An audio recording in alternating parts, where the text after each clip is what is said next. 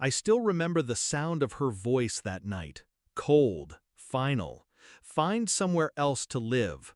Or die, I don't care. You're useless now. She said it standing in the doorway of her father's study, wearing the silk robe I'd bought her for our anniversary. My bags were already on the porch. She didn't even bother looking at me as she pushed the door shut. That's how my marriage ended. Not with tears, not with an argument, but with dismissal. And yet, I didn't argue. I didn't plead. I carried my suitcase down those marble steps, out of the mansion I had maintained, the accounts I had balanced, the life I had quietly built around her. On the drive away, I didn't cry. I smiled. Because I knew something she didn't. When we met, she was the wild, spoiled daughter of a real estate tycoon. Money was oxygen to her. Consequence was foreign. I was the man her father liked, the one with discipline, with vision. He said I grounded her. He was right. At first, I believed I could save her from herself. She believed I was a ladder, a convenient foundation for her chaos. Somewhere between our promises and her tantrums, love turned into a transaction. And I was fine being the quiet partner, fine letting her wear the crown while I handled the books, the assets, the trusts. Her father saw it too. He trusted me more than he ever trusted his own blood. That's why his death didn't just change her life, it changed mine. The night she kicked me out, I didn't fight because I already knew the terms of the will. I had helped draft it.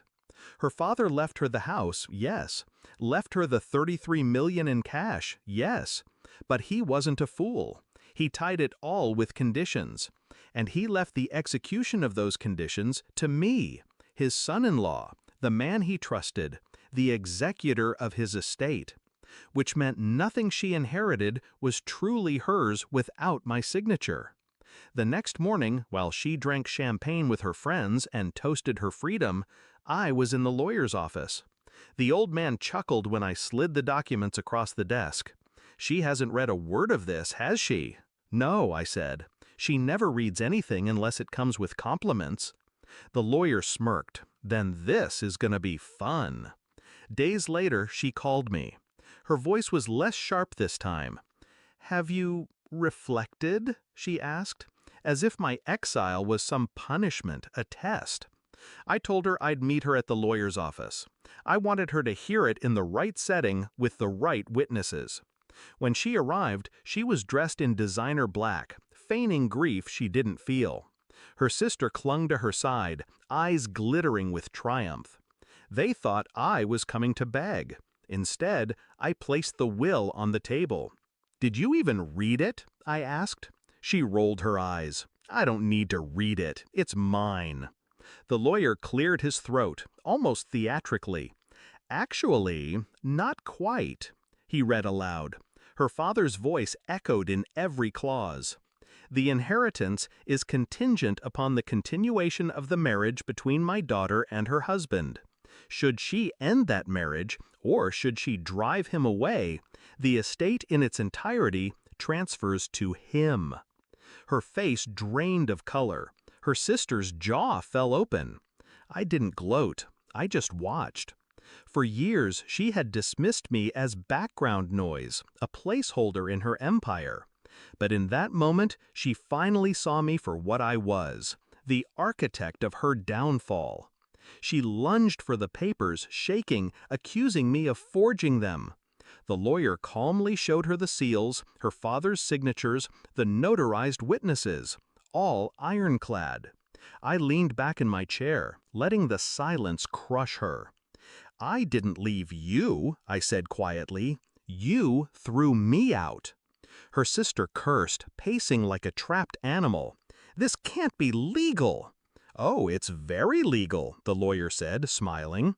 I picked up the pen, signed where I needed to sign, and just like that, the $33 million, the house, the cars, the empire shifted into my control. She stared at me like I was a stranger. "You can't do this," her voice cracked. "I didn't do this," I said. "You did." When I walked out of that office, the roles had reversed. I wasn't the man being thrown out anymore. She was the one left behind, clinging to air, realizing her fortune was gone before she even touched it. Her sister screamed in the lobby, accusing her of ruining everything. I didn't turn back. I didn't need to. That night, I returned to the mansion. My mansion now. The staff greeted me with quiet nods. They'd been waiting. I poured myself a drink in the study, the same room where she'd dismissed me. Same robe still draped on the chair. Same air of arrogance lingering in the walls. Only this time, I was alone, at peace. Betrayal has a way of burning everything down. But sometimes, if you're patient, you don't need to light the match. You just step back and let them burn themselves.